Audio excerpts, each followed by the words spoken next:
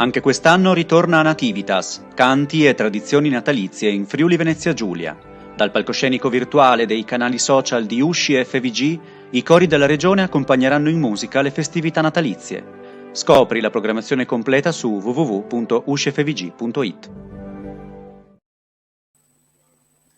Un saluto a tutti i nostri ascoltatori qui della web TV Esplora e Ama. Stiamo trasmettendo dal Record Space di Cittafiera e avete potuto vedere in copertina questo meraviglioso spot che descrive l'attività dei cori. I cori che naturalmente adesso non possono svolgere l'attività come prima, lo devono fare in una maniera diversa, hanno dovuto anche loro riorganizzarsi per adeguarsi a quelle che sono le regole dettate dalla pandemia che stiamo vivendo ed abbiamo qui ospite con noi il signor Pierfilippo Rendina. Buongiorno Pierfilippo. Buongiorno. Che è segretario dell'associazione USCI, l'associazione regionale USCI del Friuli Venezia Giulia, che da più di 20 anni ripropone un cartellone molto ricco di appuntamenti, naturalmente appuntamenti, eventi, non solo corali, ma anche altre attività importanti.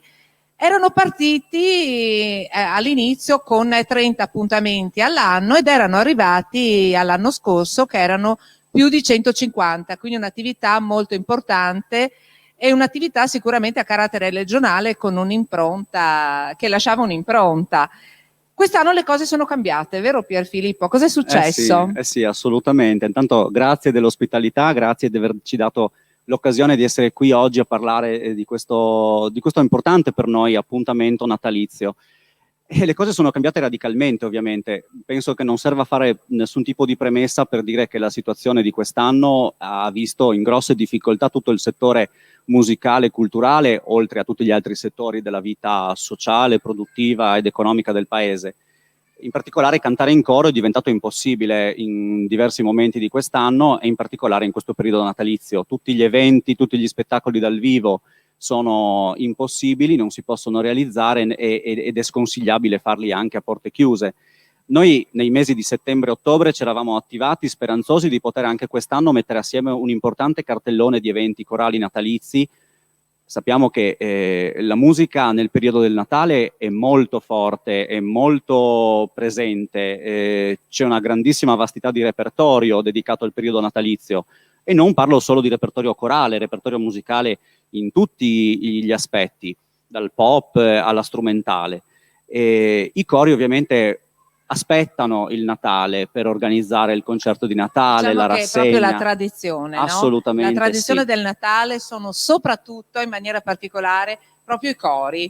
Quindi proprio voi, quelli come sì, voi. Questo un po' penso che anche il largo pubblico, che magari non è un esperto o non segue in maniera così specifica il mondo corale, ma lo senta, insomma, i canti di Natale sono i canti di Natale, ecco.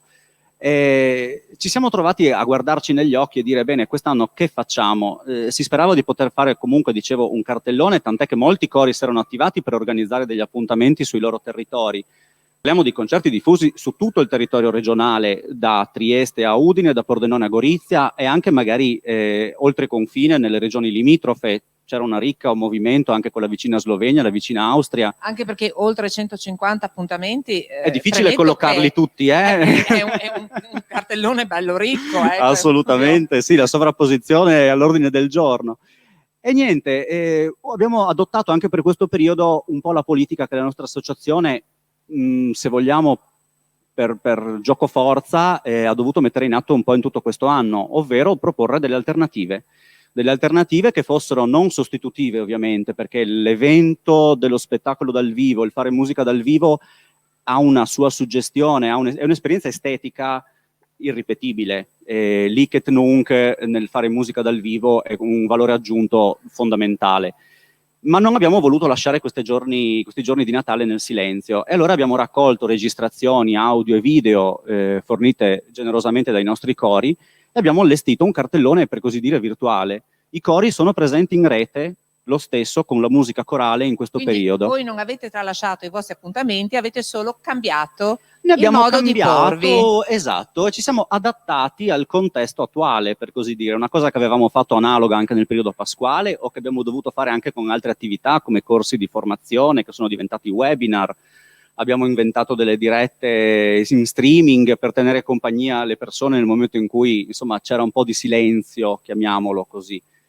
Adesso, se chi vuole seguirci sul nostro sito www.uscifvg.it può trovare ogni giorno un appuntamento musicale. L'abbiamo pensato come una sorta di, come degli happening sonori contestualizzati, con una data precisa, un orario. Da quel giorno a quell'ora si può ascoltare il coro che propone un certo tipo di programma. Quindi un calendario che si rispetti anche qui, certo, con delle date, sì. con degli appuntamenti, chi desidera comunque potervi assistere. Ecco, qual è stata la reazione delle persone o comunque dei vostri spettatori a questo cambiamento?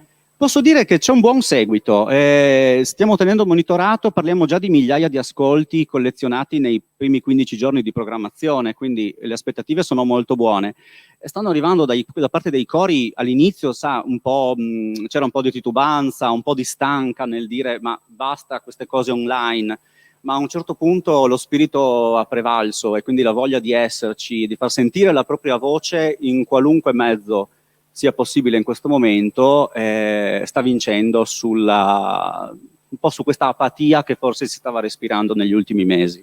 Anche perché c'è da dire una cosa molto importante, che abbiamo tutti riscoperto che l'online comunque dà la possibilità di entrare nelle case delle persone, non è contagioso. Assolutamente, quindi non ha controindicazioni. Un po' di cervicale forse a fine giornata per chi sta al computer tutto il giorno. Forse quello, ma magari ecco, per il resto è una cosa molto importante. Allora, io poi volevo chiedere anche una cosa di questo tipo. Questa è la situazione quindi attuale, voi adesso questo state proponendo. Noi ci auguriamo che molto presto questo periodo in qualche modo possa scemare, possa terminare, concludersi nel migliore dei modi. Come vedete il 2021?